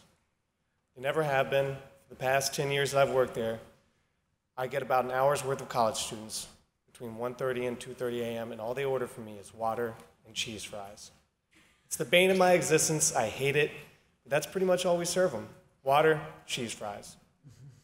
I don't know where these college students are coming from. I don't know where they're getting the booze, but they're certainly not getting it from me. I've been doing this for 10 years, and they're not coming to my bar. I just want to address some points some other people made. Someone was talking about the quality of life of these neighborhoods, and I would address the quality of life for the city, for second and third shift late night people who work IT, people who work service industry. This is a place, the place I work at is a place that they feel comfortable coming to, they feel comfortable walking into, and not being harassed by college students once again. I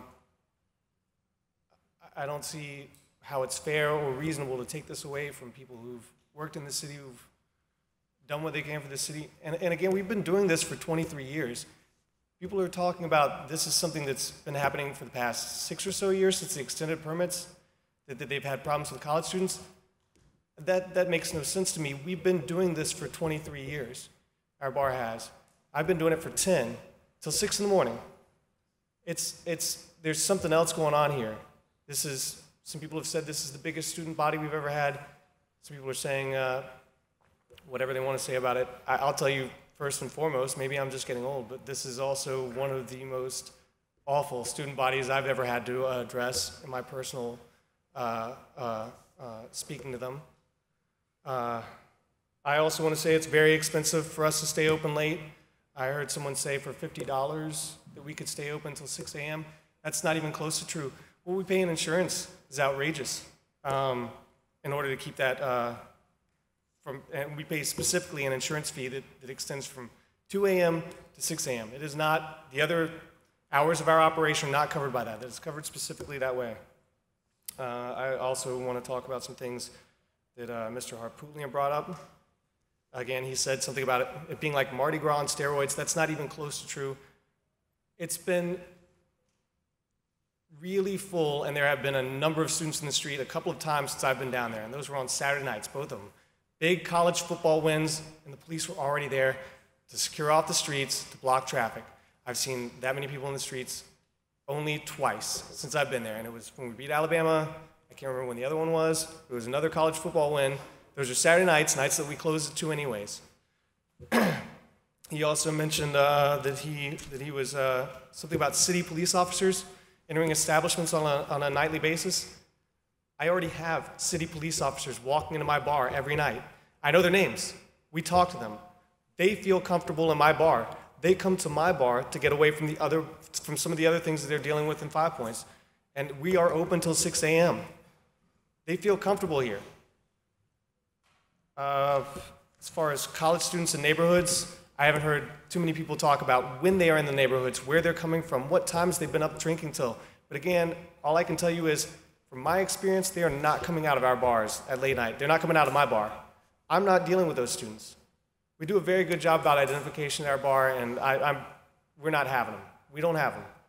We serve some cheese fries to some 21 and up upperclassmen, and that's it. Outside of that, I can only talk about my own personal experiences.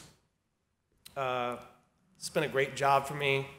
I don't want to lose it. I don't want to lose those late night hours. Those are the hours that I really look forward to working. That is when I'm dealing with, again, people like Will Green, people like Sean McManus. I'm dealing with service industry people. I'm dealing with second and third shift employees. Nothing makes me happier than after those handful of people ordering cheese fries are gone. That's when I feel comfortable. That's when I'm dealing with people who are just, they're clearly, they're in their 30s, 40s. They're just there to have a good time. And on another note, before I worked there, I worked at a place called Speakeasy, and that was a haven for me as well. That was a place that got me through some tough times in my life, to be completely honest with you, when I just needed to have a beer.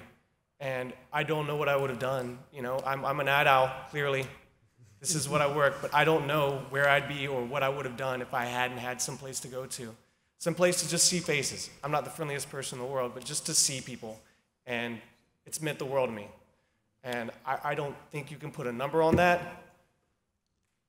I don't think you can put a deadline on that. It's just, there's more there than just alcohol abuse and students. I don't see any of that. Thank you. Thank you. That's the last person I had signed up. Is there anybody who wanted to speak? After this gentleman, Temple, we'd be glad to entertain you. Good morning. My name is Mr. Green for Green's Barbecue in Tavern. I thought I had a problem, but we don't have no problem on Fair Road. That's the worst problem, the worst place in town to have a bar, right? Mm-hmm. But the main problem, it's not a major problem now. I understand these kids, like you say, it was kids from the University of South Carolina. Carolina should take care of their kids. And the main thing is, you bar owners, put them out. 21 is not an adult. You have to be 30 years old to get in my place. 30. And the furthermore, you don't hear about no shooting going on. You got police over here. Then we have some FBI boys coming to have a drink and have food. Remember what you said, kids. All of you guys been kids. You too, ma'am. And you bring the cop into college. Y'all hang out on the street, drink nothing. I did it also. But now I became a man. These kids, bar owners in 5 points. I didn't know y'all was having that kind of problem. 5 points. Only thing you have to do, don't serve them. 30 years old. Now you can let the young ladies come in at 26. But 30 years old, because they ain't gonna show out.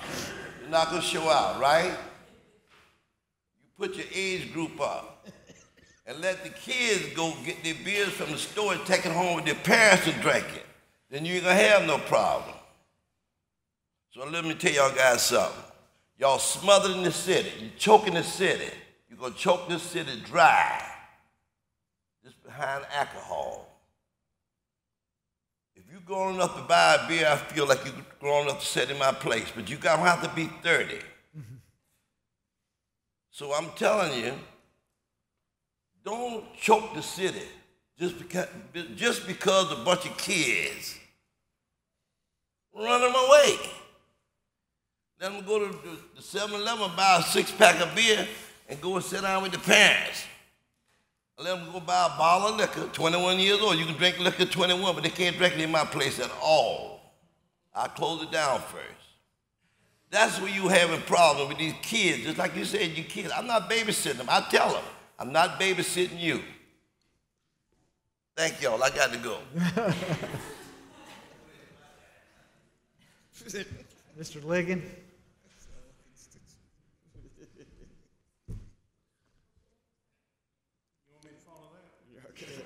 Hey,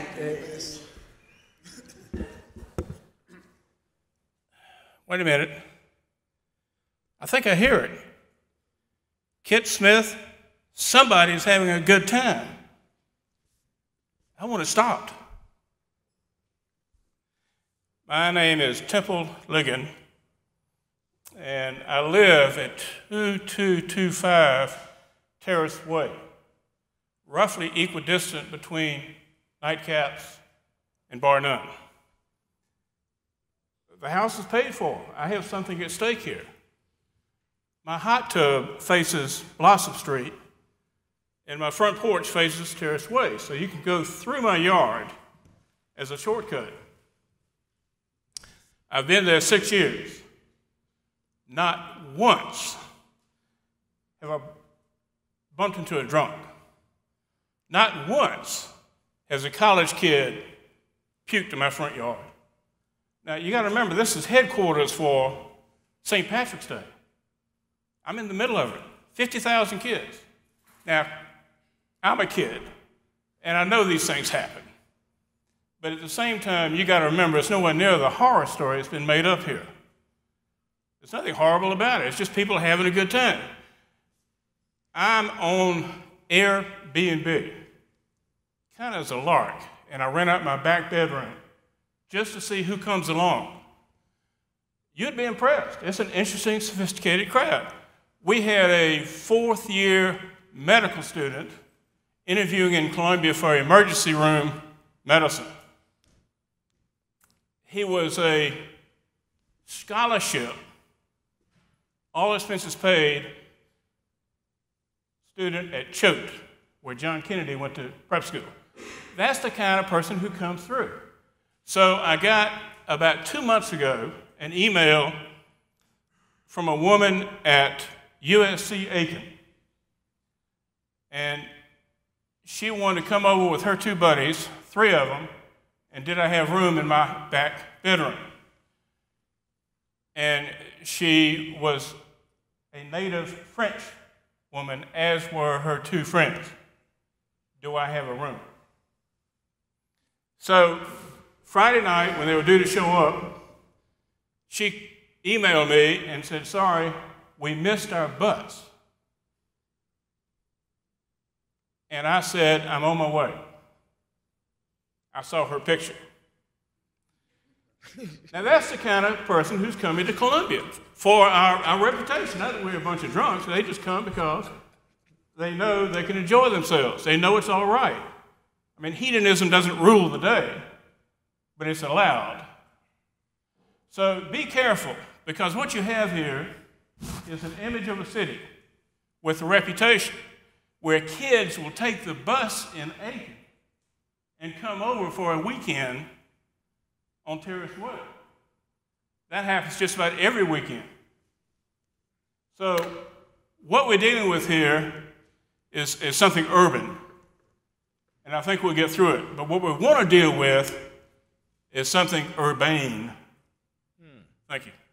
Thank you. Did anybody else want to speak? My name's Andrew Yee, and I've been working at 5 Points since 2004. Been living in Columbia since 2000. Actually, got my freshman year. I started working at 5 Points at Yesterday's in 2000. So, and I've been working in the service industry since I was a teenager. This is my career. You know, I don't plan on doing anything else in my life. Right now, life's probably about the, besides stressing about this, you know, financially I've been pretty comfortable, which sometimes anyone knows in the service industry, that can be a hard thing to find. So I definitely see how people in bar none and stuff like that feel. One thing that I did want to point out that came to mind is you won't have to have cops in the bars every single night to check on everyone. If you learn about anything about human behavior, first thing is that people tend to respond best to rules and stuff if you sporadically check on them, because then they don't know, so they just think every day is going to be like. So you wouldn't have to have cops check in every day and do that, and it's been proven that just, you know, you can do that and that'll enforce it, but sporadically checking does it just as well if you do any research on human behavior and stuff like that. So I just want to point that out. Another thing is that, sorry, not very good, a little nervous, but yeah, but another thing is too, you know, that's been brought up a lot is the quality of life that we deserve too, as well. It's working late night shifts and stuff like that. If we close early, I love going to Bar None, be able to get some food that isn't fast food, you know, because after being on your feet all day long, like, or all night long, for like, you know, 8 hours at a time sometimes, because we open the bars, you know, hours before people even start showing up, and I'll be there during the day doing stuff and everything. Then, you know, sometimes you just don't want to go home and make food, you know, because you've just been on your feet. And so going to Bar None, have like a beer, and be able to eat some food is a great thing. Like, just, you know, it's one of the greatest things. So just the quality of life for us.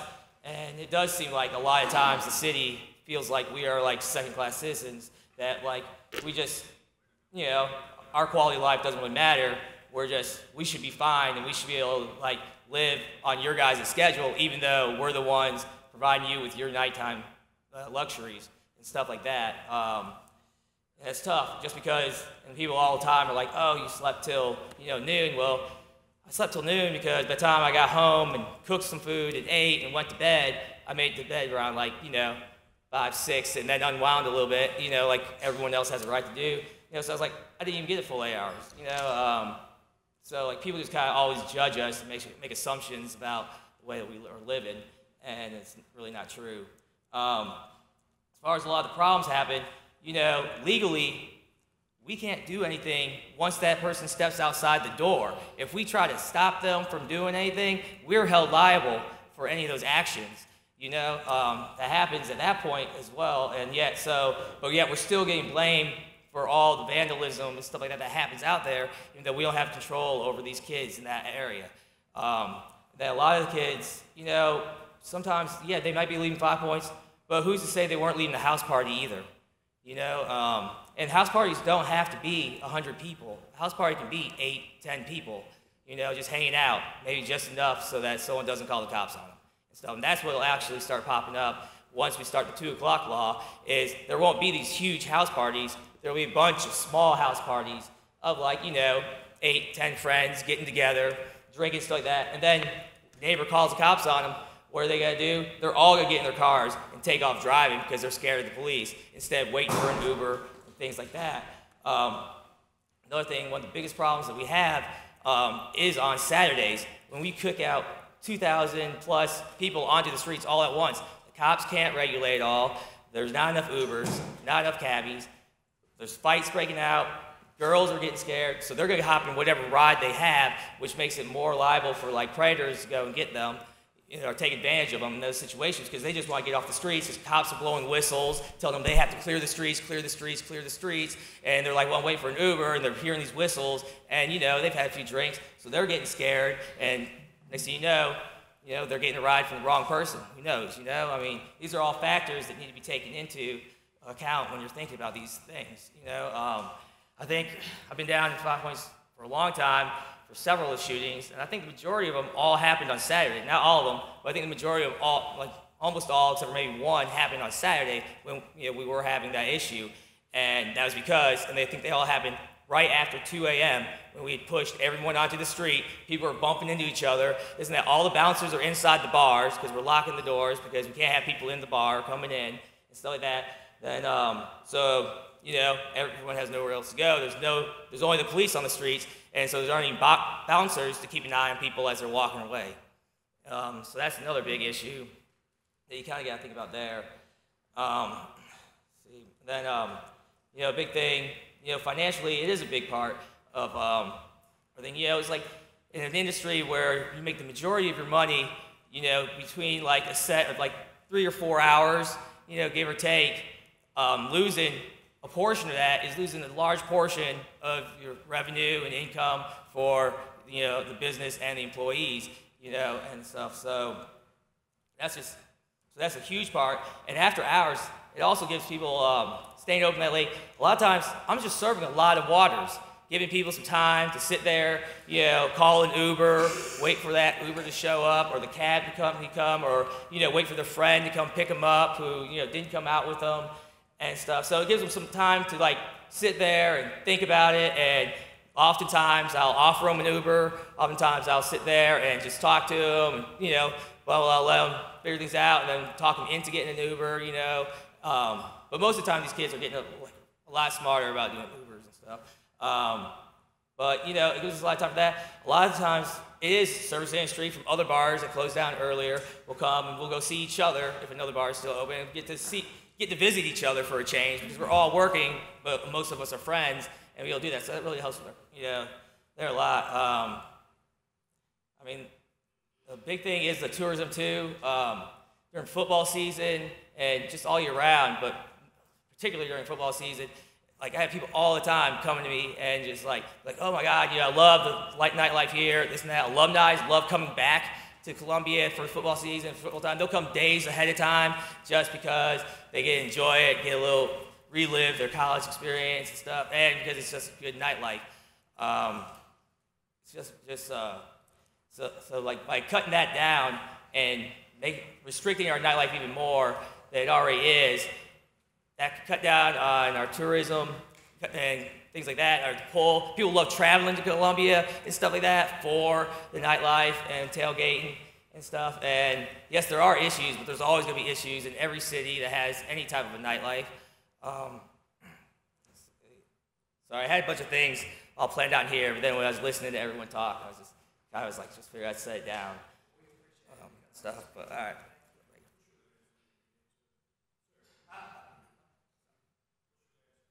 E? Y-I? Yeah, yep.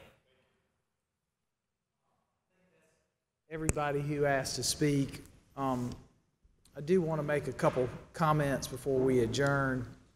We are going to look at the calendar and coordinate the date.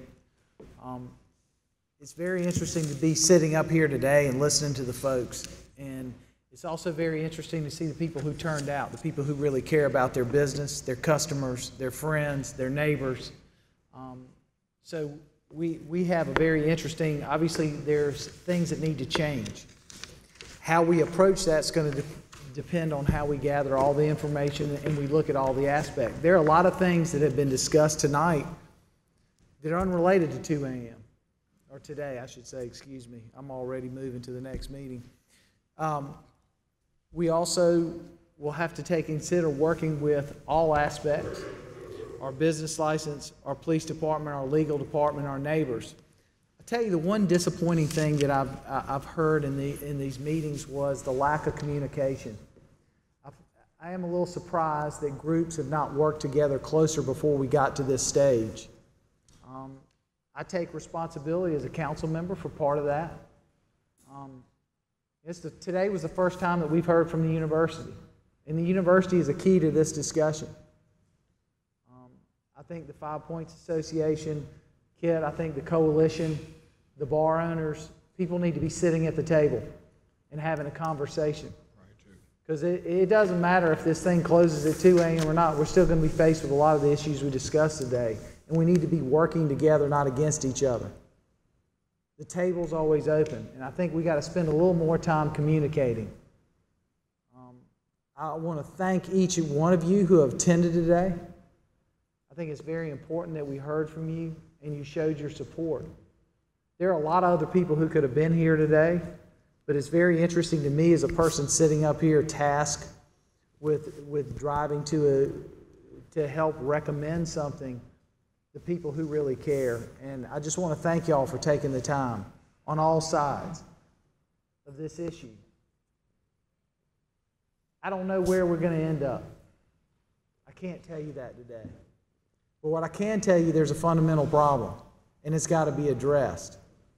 And it affects all assets of our community. And quality of life is not just one-sided. It's unilateral, and we need to make sure that we look at it that way. So I just want to take a minute to thank you again for coming. We will get a meeting date out today for the next meeting. Like I said, I don't want to rush the process, but I don't want to drag it on either, because that is not solving any issues. We need to get to the root of the problem and fix it. So thank you all very much for attending today, and we'll be in touch. Do you want to make any comment, Sam or Reverend? Yeah. Let me just. Go ahead. This has been an excellent opportunity for us to come to the table. It's been a time of listening. It's been a time of understanding what the issues are and can be. But we've come to the table, and it's in my judgment and my sense, of course, is that if we're at the table, we need to be at least looking at the same menu. And if the menu is different in any way, there needs to be an opportunity to collaborate. There needs to be an opportunity to communicate. I think Councilman Rickerman is absolutely right.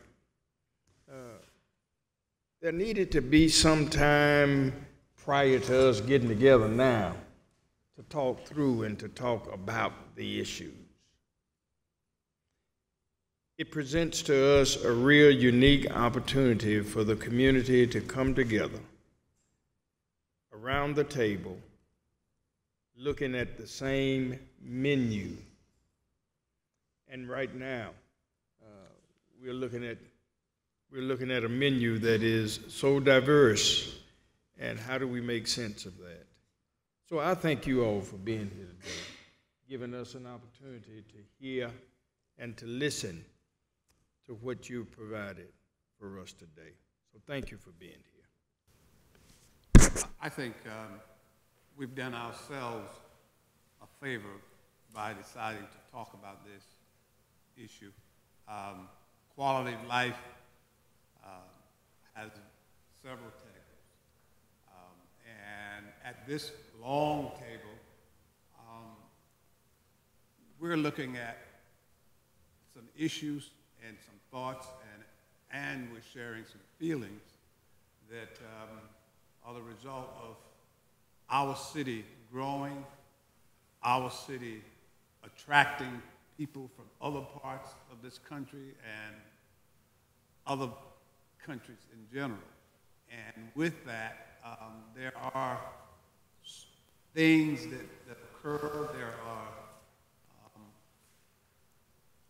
habits, and there are amenities that comes with sharing who we are and with trying to make this city be what we want it to be, and that is a city that's inviting to people who come here because of certain aspects of our quality of life. And so I think we're at a point where we have a roadmap, we thought, but roadmaps are, they change. We don't do away with them, they change.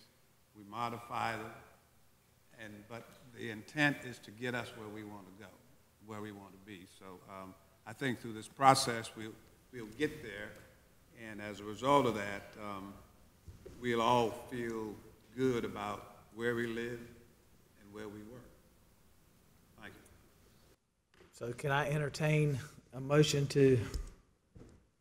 So move. I second that. To adjourn, please. Just to adjourn.